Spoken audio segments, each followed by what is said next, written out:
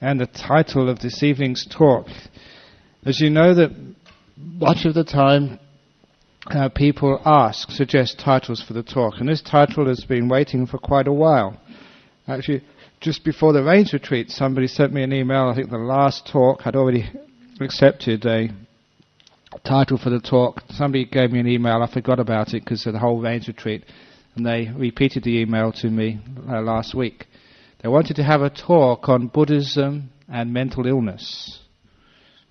So all of you who are mentally ill, listen carefully. Now, it's not just mental illness. I think one can say that there's like two types of things which are meant by this talk. It's like illness of the brain and illness of the mind. I like to make a distinction between those two. Even though I'm not a psychiatrist, even though that I have no degrees in that field, still one understands the mind. I spent my whole monk's life looking at my mind, understanding it, seeing how it works and seeing how it has potentials. And what would happen if you have damage to the brain, which is one of the causes of what we call mental illness. And some people's brains are damaged at birth, or there's something chemically wrong with them, or it happens later on in life. Somebody was asking me a question just before I came in, which is pertinent to understanding about mental illness. They said that one of their friends had some road accident, and they had some damage to their brain, and their personality changed. What happens here? Is the personality sort of something, the mind, is it suddenly sort of change completely? Or what's actually going on there? And from my understanding, from the study of the mind, that the brain is something which the mind uses, both to understand, to know the world, and to communicate back again. Some people have told me, I can understand this from my own knowledge of the mind. Sometimes people have told me that when they have a stroke and they recover afterwards, they recover fully afterwards. Sometimes their mind wants to move part of their body, but the body doesn't follow the mind's command. The mind wants to say something, and the words come out completely different than they intended. The mind, the thing which is actually running the show, as it were, underneath, that is unimpaired. That is actually quite clear. But the body, through its brain, just will not follow the orders. Sometimes this happens, and sometimes this might happen to you in little ways, either sort of sicknesses or illnesses, or even sometimes in meditation. You can get into such deep states of meditation sometimes. When you come out, the mind might tell you to do something, but the body will just not do it. It takes a while to get those connections coming up again.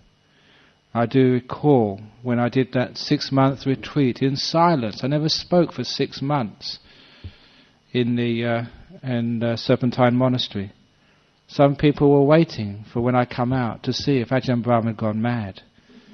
Some people had dreams. They saw Ajahn Brahm coming out with long hair, a long beard and wild eyes. How disappointed they were when I came out. Not quite the same, because when I came out it was very hard to speak. For 3 days I had a headache because I was having to force myself to talk again. When the mind is that quiet, just the mind sort of, if it wants to talk, the brain has forgotten how.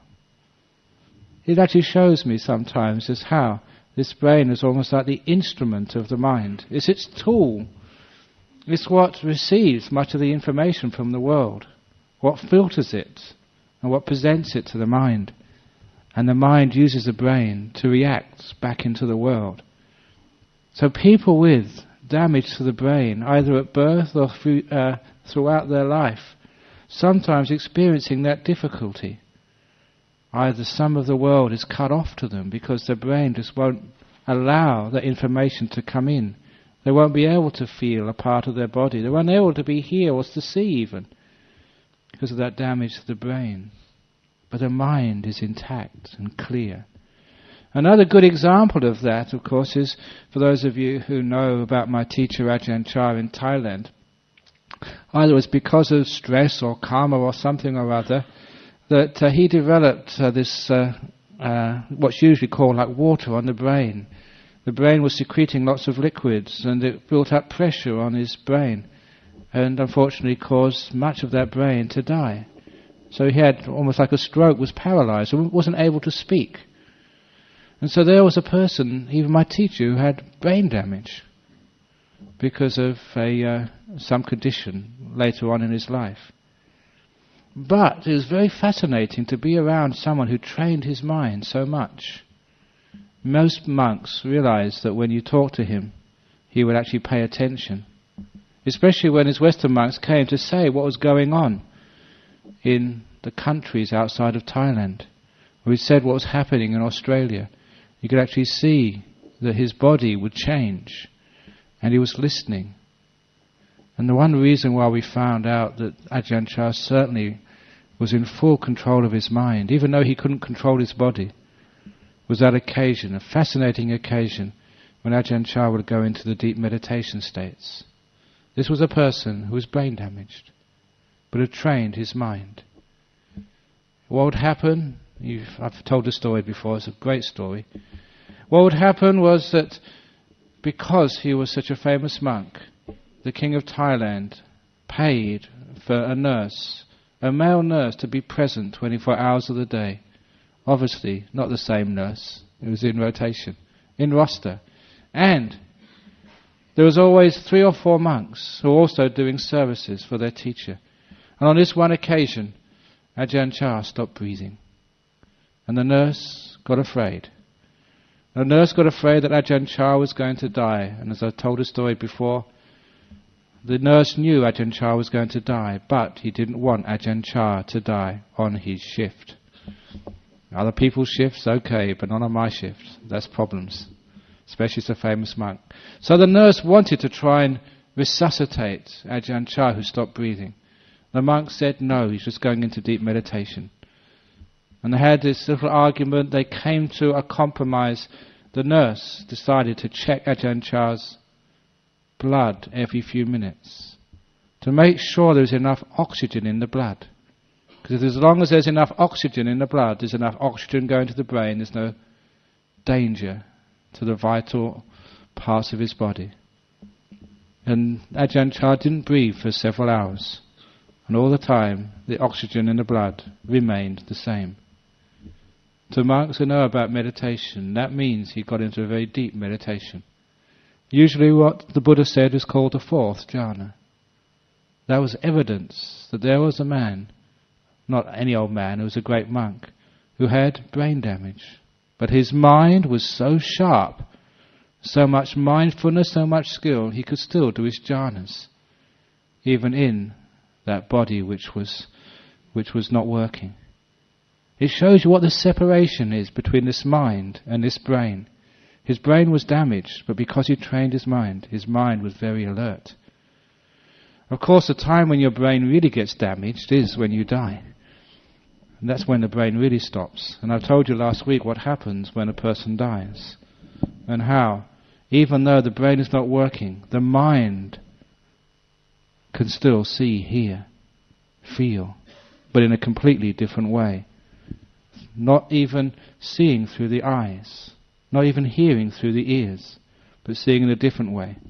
I'm not sure if many of you might have seen some of the interesting documentaries on the nature of the mind and the brain when one uses hypnosis. I remember seeing this demonstration of hypnosis where this lady was being regressed to try and remember her past lives. She apparently recalled a past life in Berlin prior to the Second World War. Or some other, it wasn't Berlin, it was some other, it could have been, some other German city. And they showed her a map under hypnosis of the town at that time. And they asked her where she lived. She traced the streets, she told her where she lived, pointed out the hospitals, the other places, the railway stations, the bridges. The important thing was that before she was hypnotized, like many people would do when they sit on the couch, she took off her glasses Without her glasses, she normally couldn't see. But under hypnosis, she could see very clearly. It was interesting. Her eyes, physically, would not be able to see that map. They tested her out afterwards. When she came out of hypnosis, they gave her a map. Can you actually remind us where you were? She said, well, I need my glasses. She could not see, except under hypnosis. So how was she seeing? In Buddhism, we know that under such hypnosis, you're not seeing with your eyes. You are seeing with your mind. A different way of seeing. The brain would not be working properly, or the eyes would not be able because of some distortion of the eyeball or the lens. But the mind is something different. So when we talk about people with brain damage, with that type of illness, sometimes the mind is something else. If you have a brain damage later on in life, if you trained your mind, it's not too much of a problem. However, the difficulties sometimes come when people are born with such brain damage. They're either autistic or in some way that we say they're not normal. And for many people who have to deal with such small children in their own family to bring them up, it can be very, very difficult. One of the first things I always ask is, why does this happen? Why does this happen? And last week when I was talking about rebirth and karma, there is a good reason for that. We always need to know the answer why. And it's an obvious answer. There's some cause, not in this life, but in a previous life. The person has to endure sort of not being able to relate in ways which most people do. Some people say that that's really unfair. That what have they done? And because that Western people have this idea that a baby is born just fresh without any past. And I think all of you who are mothers or fathers, when you sort of know the birth of your first child, when you hold them in their arms and you feel that being, you should know that that's not a being which has just been created in this world. Many people know intuitively that's an old being who has a past, who's come here from another place. Not just you've given that being your body, but their mind, their personality, their stream of consciousness, as it says in Buddhism, that's come from somewhere else. They have a character, they have a being, which could not have been created in 9 months. This is what we mean by just a being born. When we actually understand there's a past there, and we can understand that maybe because of some bad karma, because of some heedlessness, because of some cruelty, the person in this life has to endure sort of that type of situation. Karma is the cause. Now when we say that karma is the cause, it's what we are doing with that karma is the most important part of karma.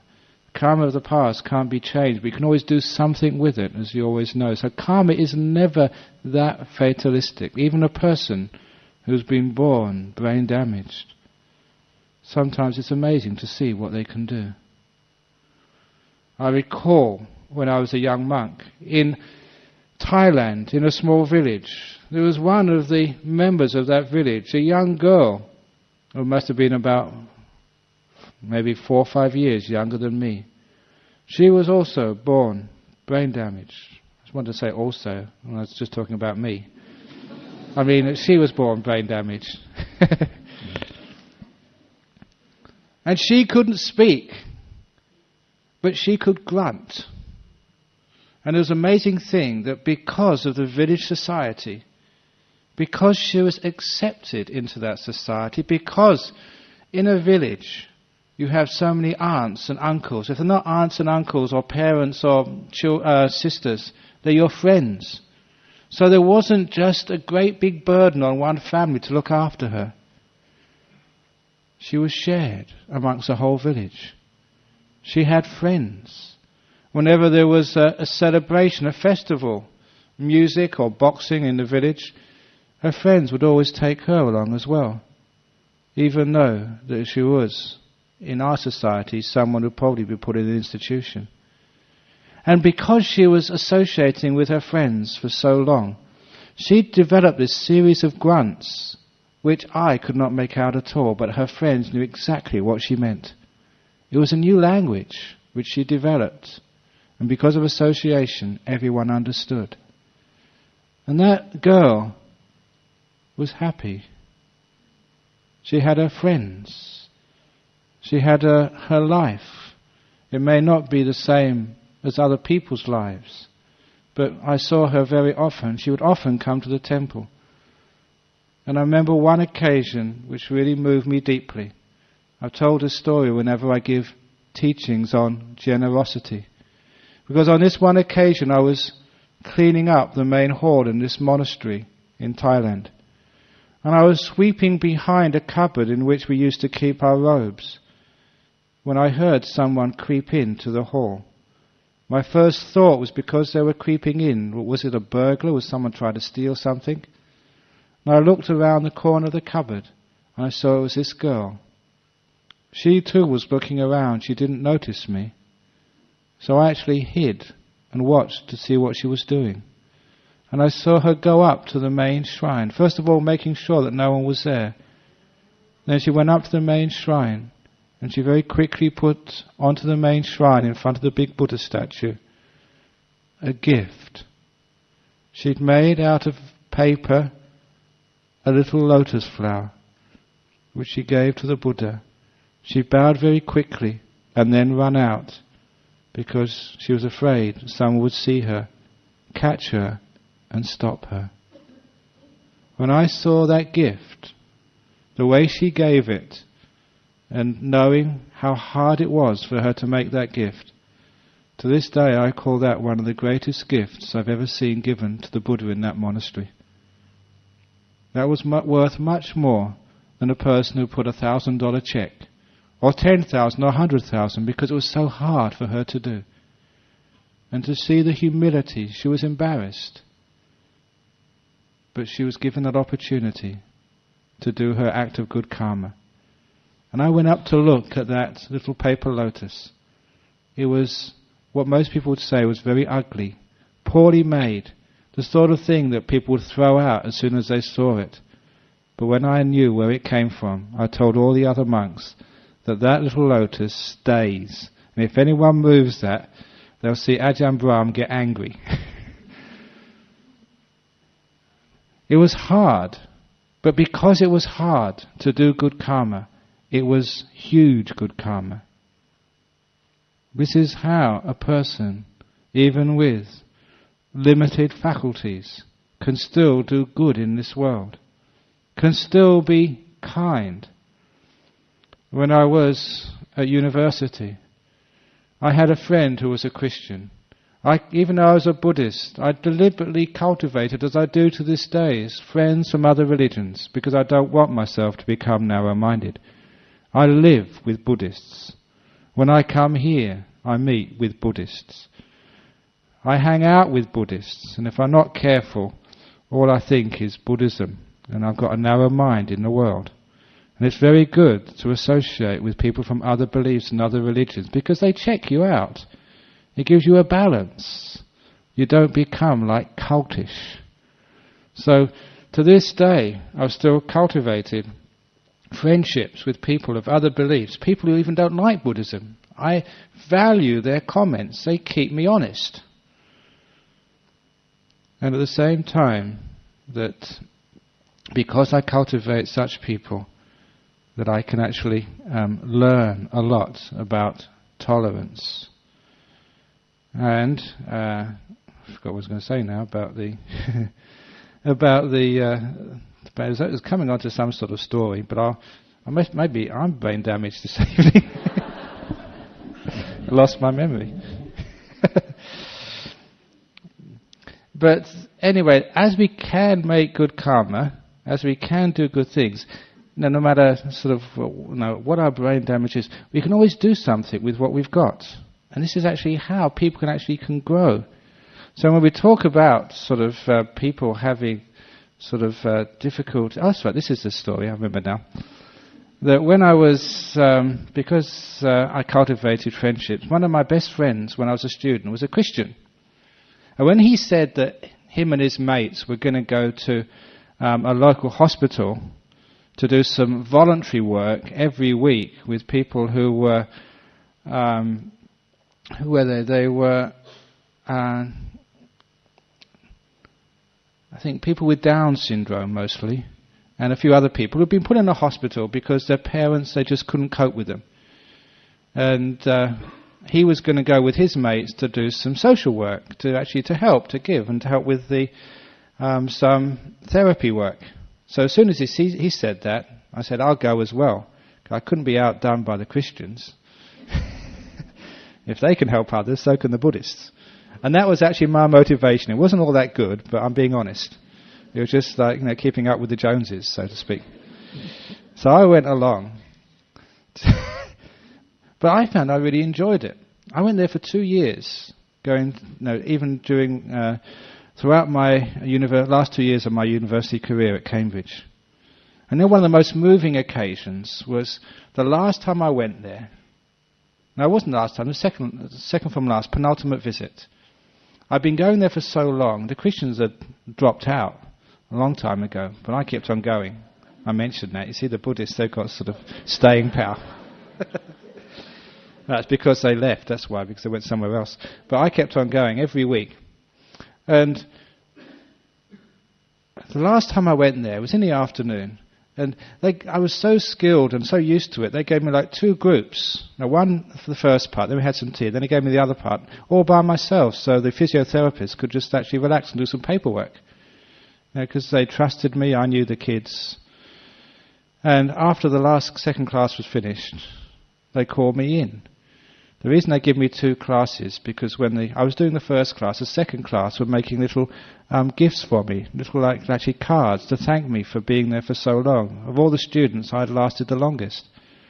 And while I was in the second class, the first class was doing the same. And these were people who couldn't draw very well. They couldn't make things very well. But they did it especially for me, because they thought it was my last time, my last day there. It was one of my most moving experiences when I was at college. To be there in front of all these Down syndrome's kids and their teachers. And they were saying goodbye to me. And they were giving me these gifts. And I knew how hard it was for them to do this. And I almost cried. At that time I didn't know how to cry because I was only a young man, a student. But it really touched me. But I had to ask them. I said, listen, I know you think this is my last day because the final exams are coming next week, but that doesn't actually start till the day after, so can I please come next week? I begged to come again. And I wondered why was I wanting to go there again? It was actually enjoyable because I was learning so much to relate to people who had Down syndrome on a completely different level. They taught me so much. Because even though they had Down syndrome, they could not relate in a way in which I was accustomed. Still they could feel, and you could relate to such people on the deeper level, the mental level, the emotional level. Their brains were damaged, but their minds certainly weren't. And some of those kids were very sharp and very smart. If I was feeling off that day, upset, they could pick it up straight away. They knew when to give me a hug. They taught me a lot. And it taught me especially to be non-judgmental. Because sometimes we think, oh, those poor things. Oh, it must be terrible. But I'm just putting on my value judgments. I don't know what it's like to be inside a Down syndrome person. Certainly that lady who was in Thailand, I think that was her diagnosis, Down syndrome. But she had a happy life. So I think one of the problems is we understand it's karma from the past, but don't judge that karma. That must be terrible. Why is a person being punished that way? It depends on what they do with that karma. It's the most important part of brain damage. And for those people who have to deal with a child who has some sort of brain damage or some sort of mental disease, then of course it takes a lot of tolerance, a lot of wisdom, a lot of compassion. So much so that many people take that as a challenge, as a spiritual challenge for their life. Maybe it's their karma. They have to learn such patience, such tolerance and such kindness. Because sometimes it's 24 hours, full on. If you can handle that, if you're up to such a high spiritual practice of selflessness, you have immense rewards. Not only do you understand what kindness is, as I keep on saying here, the kindness is the door of my heart's open to you, as you are. You're not trying to make your son and daughter something different. You're not trying to so-called make them better. This idea of better means they're not good enough now. As a Buddhist, we try and stop all of that measuring and say, I'm not trying to make you better. I'm happy that you are who you are. That's what love is all about. That's what compassion is. Not trying to change somebody to fit into what you think they should be, but accepting them for who they are. This is called tolerance, peace. That's hard because a lot of times, first of all, people feel that the parents, that you've done something wrong. You have some guilt there. Why are they like that? Parents are always into guilt trips with their kids. I don't know, maybe my mother thinks she feels very guilty that I ended up as a monk when I could have been a doctor or a business person or something else. But no, she's come to peace with that now. Sometimes that happens. I've seen that happen with some parents. The child becomes a monk, and then their friends come and say, "Oh, you poor thing." You've got two of my monks in the monastery. They're brothers, and their mum was very upset when the second one became a monk. She said, "I'm all right giving you one, but giving you two—that's a bit much. Can't I have one?"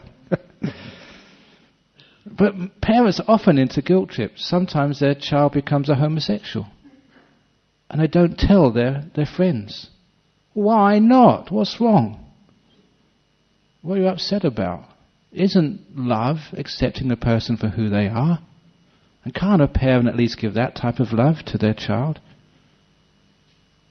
If they become a monk, or if they're mentally disabled, can't we accept them and give them that love?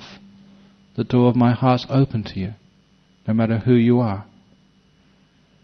There's no guilt, but acceptance. That will be half the battle, I would say, in dealing with somebody in your family who is so-called brain damaged, who's got some mental disturbance. But of course you have your limits as well, because sometimes the amount of work, the amount of attention is sometimes so much. And in Buddhism, as I was always taught, that loving kindness will have to go two ways. The door of your heart's open to you as well. Loving kindness goes to all other beings, and that includes yourself. And so the person who asks that question, I'm sure that they want to know that how can they, as a mother, as a father of somebody who is mentally imbalanced. I don't know what the right word is. I find it hard to actually find that word, but I think you all know what I'm talking about. Who is brain damaged, or what we call not ordinary. I hate that word, not ordinary, because what is ordinary? I'm the most unordinary. No, not I. I've got three other people who are weird sitting next to me this evening. Look at us. If anyone is like sort of mentally strange, and it's people who give up sex, give up drinking, don't watch movies, are not worried with money. If we did a psychology test, we'd be in big trouble. I remember once, having somebody who had a epileptic fit in our temple, our old temple, and as soon as the ambulance came, we had to call an ambulance. The first question they asked was, "What day is it?" And that's a standard question to find out whether you're whether you're sane or not. A lot of times I don't know what day it is, because you live in the moment, you're mindful, you've let go of the past, let go of the future, you forget what day it is. So I'm very, very concerned if I have an accident that an ambulance man will come along. And the next thing I know, I'm in Greylands. Because I can't remember what the day is. So we're really weird here. But the idea of what's ordinary, let's put that aside. So, but a person who is very, very difficult to bring up because they need so much attention, every now and again you have to give yourself attention as well. Take time out. And not feel guilty about that. Loving kindness, care has to go both ways. But again, just acceptance and non-judging. Who is ordinary and who's not ordinary? This is actually brain damage, is very easy to see. But mental illness is something different. Because that mental illness, the Buddha said, is anything which is greed, hatred and delusion. And each one of you is mentally ill. Each one of you is. Look at it. What a stupid way you live your lives. Why do you get angry at others? Does that really help you? That's actually being mentally ill, getting angry at others. You know that story which I told about the person who went to the market because they had to get some eggs. They were abused by a man in the market who called them all sorts of terrible names. They got very upset. When they went back home, they finally found out that that man who abused them had fallen when they were young. They'd hit their head and they were crazy. And they did that to everybody. When the person who was abused found out, it wasn't abused because of themselves, it was the person who was crazy. They'd hit their head. They didn't mind anymore. If somebody shouted at you, if they called you names, if they called you camel face, that's the worst I can say, being a monk.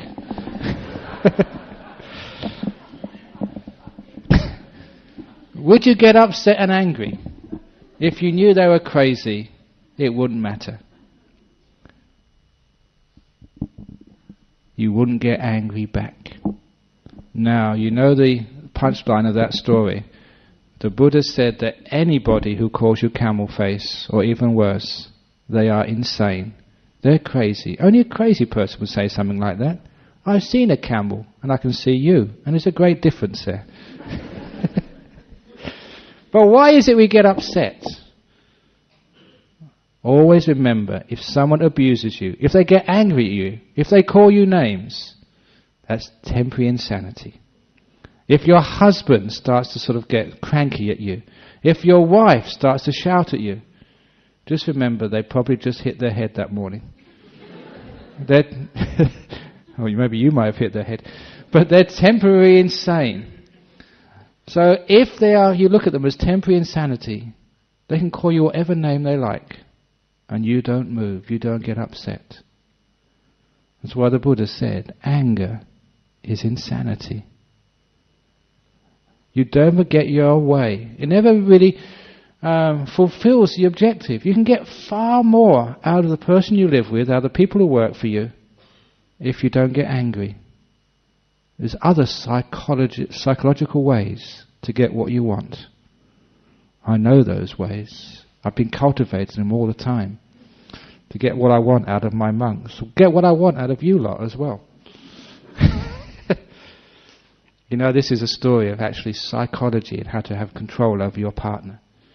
Because when I first came here to Australia, I was number 2 monk. There was another monk who was supposed to be the boss. Ajahn his name was. But I always figured out how I could get my own way, even though I was number 2. This is a story which I say.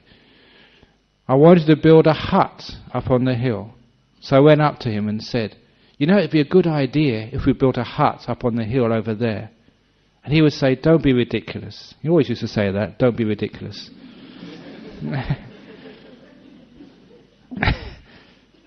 And I said, okay, never mind. And I wouldn't push it. Because I knew psychology. All you need to do is to put the seed in the mind. Because they'd always think about it, no matter what they say. Even if your husband said, that's a stupid idea, that's ridiculous, where did you get that idea from? That's absolutely ridiculous. Doesn't matter. You've said it, it's in their mind, they're going to process it. So I left it for another couple of weeks. And just to reinforce it, because sometimes these things need to be reinforced, when I thought he'd forgotten, I said again, I think we should build a hut over there on top of the hill. And again he'd say, don't be ridiculous, it's a stupid idea. Oh, okay, forget it. And it always worked. It was amazing. 2 weeks later, he came up to me and said, Ajahn Brahm, I think we should build a hut over there on the hill. And I'd always say, that's a very good idea of yours, Ajahn Chakra. It's how to get your own way. You don't have to get angry. Use psychology. It's the same with your kids. Many of you want your kids to come and learn Buddhism, come to the Buddhist Center on a Friday night. The way to get them to come here is to tell them, you cannot come. You're banned, you're barred, this is not the place for you. There's lots of psychology, but you don't have to get angry. But also kindness is one of the best ways, because when you're kind to others, people want to help you. It's amazing, just in business, if you're really, really kind to the people you work with. They need a day off because, their son is sick in hospital. I'll take the day off, go on, I'll cover for you. And that person, they will help you out. Much, much more. You'll get that day double, tripled, because they really want to help someone who's helped them. So be kind, that's the way. So anger is mental illness. It makes no sense at all to get angry. It's the same with like craving or wanting. That's mental illness as well. What do you want? And what do you want it for? After a while, when you say, what's this for? If I get this, then what? So what? How many of you want to win the lotto? That's mental insanity, mental craziness. Number one, you've got no chance. Number two, if you did win the lottery, then what? So there's a lot of mental insanity, mental craziness. The biggest mental craziness is guilt and worry. That's real mental illness. Why are you feeling so guilty? Why can't you forgive? You make mistakes. I make mistakes. We all make mistakes. Being a human is to make mistakes. So you can forgive other people. Why can't you forgive yourself? Sometimes it's in our culture to have blame and victims. Somebody blew up the World Trade Center. Let's get them back. Somebody killed my son. I'm not going to rest until I get my revenge. That's craziness. You can see that in Northern Ireland. You can see that in the Middle East. You can see that in your lives. You can see husbands and wives. Once they get divorced, you want revenge. I want to get my own back on that. I can't say it, camel face.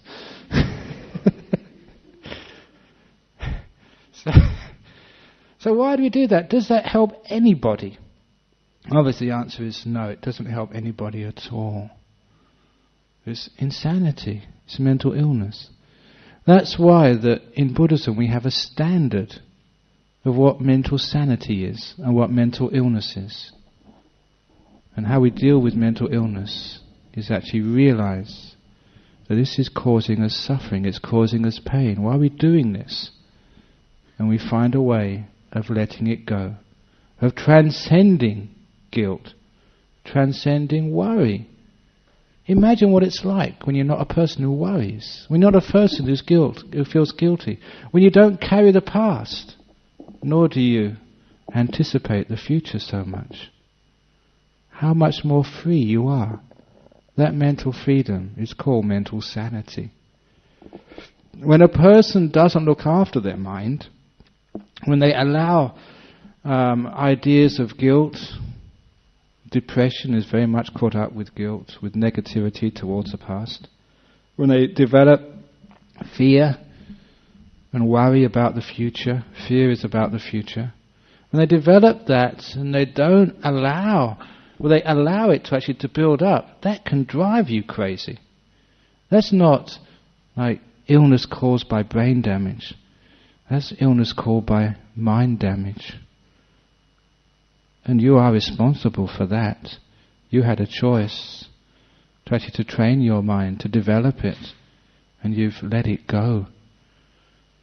in the wrong way. And so I always say letting go, but I mean you sort of, you haven't really trained yourself.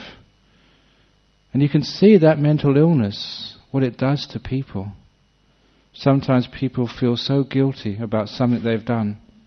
It warps their whole life. It stops them enjoying this life. It stops them actually being a person, having relationships with others, being at peace with themselves. It stops them smiling. That's mental illness. Like physical illness causes you pain in the body, mental illness causes you pain in the mind. What are we doing that for? After a while we realize that no one else is making us do this. We're doing this because of wrong attitudes of mind. This is the places where Buddhist practice such as mindfulness and meditation can really help. We see what we're doing. Honesty, truth, the mindfulness in the moment to see what's happening. Too often we're in denial to our mental insanity, to our mental illness. And this is the big problem. We don't realize it's there. Having monks around, sane people, gives you other ways of judging. There's other models. Sometimes we say, oh, everybody's doing the same. Everybody's gets guilty. Everyone has fear. So no, that's not true. There are people who don't feel guilt, even though they make mistakes. One of the times when I made a mistake? That time when I think I'd just taken over, after Ajahn Brahm left. And I was walking around the monastery on a tour of inspection. And when I was walking around, I found a hammer which was left in the bush. And it was getting rusty. It had obviously been left out for many days. And I was always a very frugal. My family were very poor where I grew up. So we didn't really have very much. And I knew from all the people who actually donated to my monastery, they weren't rich people. Sometimes they put $1 in and they had to save up for that. Somebody had offered a hammer to my monastery in Serpentine to help with the building work, and some negligent monk had left it out in the grass to get rusty. That wasn't good enough. So I called a meeting, all the monks, that evening. And you see here I give talks and lots of jokes, in the monastery sometimes it's different. That evening it was fire and brimstone. And all the monks, they were sitting dead straight. And not a smile on their faces. So I really laid it into them about, as monks you're responsible. You didn't work for that hammer. You didn't earn it. There was some probably very poor person who saved up for weeks to buy that hammer, and you're so careless you don't even bother to put it away, you leave it there to rust. That's no way to treat people's generosity. And I really laid it on the line. And when the talk was finished, I was very, very disappointed. Because not one of those monks confessed. Not one of those monks admitted it was them. Because I thought, even though I was pretty tough that evening, I thought, I wouldn't really punish them. We got a new punishment now in the monastery. I gave this punishment to one of the visitors because they said they said some bad things to the monks, so I gave them 50 strokes of the cat. We do, yeah, 50 strokes of the cat. We've got this little cat in the monastery called Kit Kat. They had to stroke it 50 times. It's a great way of punishing somebody. Give them 50 strokes of a little pussy cat. But anyway, so I wouldn't punish anybody. There's no punishment there. But I was just disappointed. No one was honest enough to own up. And I went out of that talk just feeling just so deflated, so disappointed. I lost my faith in my fellow monks. You can understand what that's like. These are supposed to be honest, good people. People, who have got that sort of inner integrity. And I felt so sad and so... Ugh. It was only when I walked out of our main hall that I realised why none of those monks had confessed. Because I remember who'd left that hammer out. It was this monk. I left that hammer out completely forgotten. And it was really awful that you only remember just after you tell everyone else off. It's very, very embarrassing. And my karma is actually to tell that story often, actually, to assuage my guilt. No, I did feel guilt. I forgave myself straight away. So why feel guilty about these things? We all make mistakes, sometimes silly mistakes, sometimes terrible mistakes. But a wise person is someone who can forgive others and forgive themselves. Acknowledge, forgive, learn. Otherwise, we're being mentally ill. We're stopping ourselves being happy, being at peace with ourselves. We learn from it. We never do it again. But we learn, acknowledge, and we forgive. Otherwise, you find, because of things like guilt, things like grief, the loss of a loved one, things like anger, we can think and think and think until we do make ourselves mentally ill. These are the causes for excessive thinking. We think so much that it basically burns out our brain. And I remember seeing one person become mentally ill because they couldn't stop thinking. It's almost like getting into a rut, seeing things only in one way, and the mind, or rather the thinking, just got stronger and stronger and stronger until they couldn't take it anymore. And the fuses blew, and they had to go to the local hospital. And you can understand why. When I see that, I understand just how, if you don't stop these silly ways of thinking, whether it's guilt, whether it's grief, whether it's anger, whether it's fear, if you don't do something about that, they can grow so out of hand, they can make you become crazy, become mad, not being able to communicate with the world, not even being able to communicate with yourself. I can understand sometimes it gets so painful that a person retreats deep inside of themselves and never comes out again. Catatonia. People who refuse to relate to the world. They go to this place deep within their mind, not willing to come out because they don't trust the world anymore. It's just too painful, or rather, they've made it too painful. Sometimes it's like going to the concrete bunker inside your heart. You feel safe there maybe, but you're not alive anymore. You can't feel. You can't smile. You're just too deep inside because life has been too painful for you. And you haven't related to it in a wise way. The wise way is to let go of the pain of the past.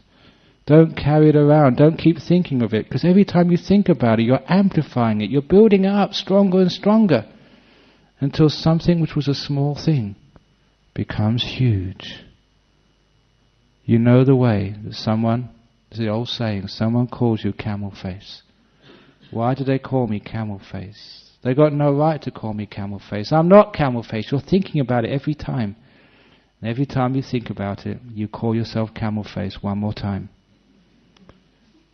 If you just said someone called you camel face and you stopped, it's gone, it's finished. Why keep thinking about it? Someone in your families died some years ago. They're dead, they're gone. Why do you keep thinking about it? Every time you think about it, they die in your heart once more. And you feel the pain again. You've had a divorce which was very difficult. You think about that. Why did that happen? Why did that happen? Every time you think about it, you have to relive the pain. Why can't we let it go? Why can't we let go of the coffins of the past, as I say? Bury them and stop carrying them around on our head. Otherwise, the past can drive us crazy. Or rather, not the past, but obsessive thinking about the past. Many people live in that past. They identify with that past. They are that past. And they suffer that past. That is mental illness. Okay, it may be not so severe that you can't live in the world, you can't cope in the world, you get by, but you don't really get by. You're not really happy and at peace. As with those people who fear the future, the paranoids. The mind goes out into the future, what might go wrong. If you keep thinking in that way, training your mind to just see the faults in the future, the life becomes so fearful. You never even go out of your house.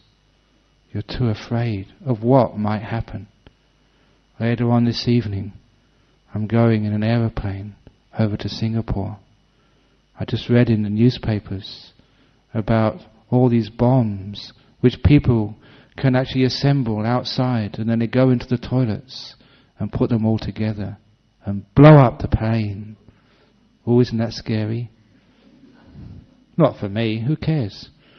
If I get blown up, I don't have to give any talks anymore.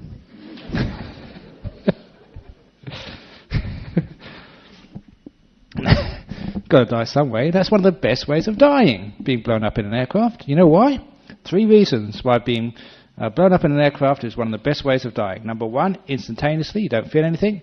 Number 2, you're cremated on the spot. You don't have to worry about about any sort of funeral bills. And number 3, your relations get an insurance payout. So the Buddhist study can probably make a lot of money if I get blown up. Now what you're saying is you're not being afraid of what's going on. Who knows what's going to happen? But sometimes people can think so much they get just crazy. So this is what we mean by the difference between the physical brain damage and the mental illness. Now, one of the last mental illnesses which I wanted just to go over before we stop is Alzheimer's. When you start forgetting things. Why do we forget things? The Buddha was actually very clear with this. He's got this, he made this connection 2,600 years ago between awareness and memory, mindfulness, sati in Pali. What we train ourselves to do in meditation is the cause of a strong memory.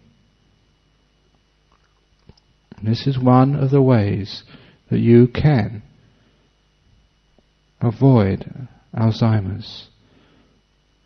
The way you can avoid dementia by training the mind in this mindfulness, being alert, being aware, training that alertness, training that awareness.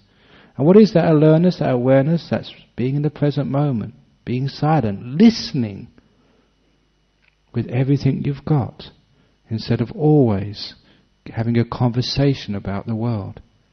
If you're having a conversation about the world, you cannot be listening. If you're thinking, you're not mindful.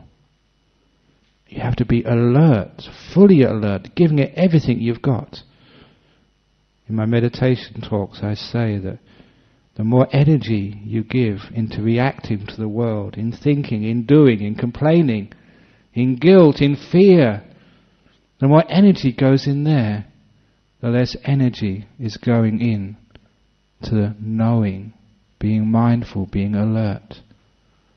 And after a while, there's no energy left for awareness. The mind becomes dull. When it becomes dull, it doesn't really know what's going on. When it doesn't know what's going on, it remembers very little. Memory is awareness, alertness. I had a good memory when I was a child at school.